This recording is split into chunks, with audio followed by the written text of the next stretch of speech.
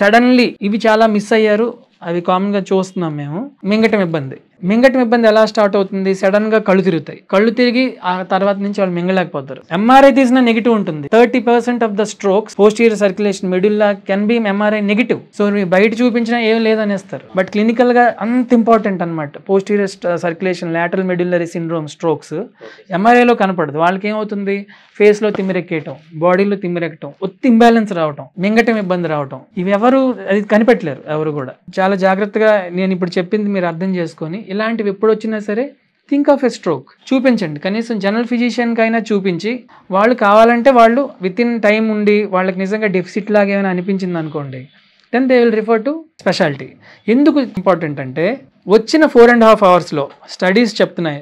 No need to quote the studies now.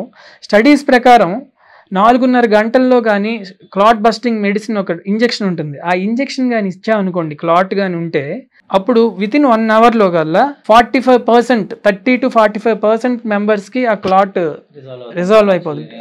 ఇదైపోతుంది. ఆ injection గురించి 4 hours లోపు ఇంజెక్షన్ ఇస్తే ఖచ్చితంగా రిజల్ట్స్ బాగుంటాయి.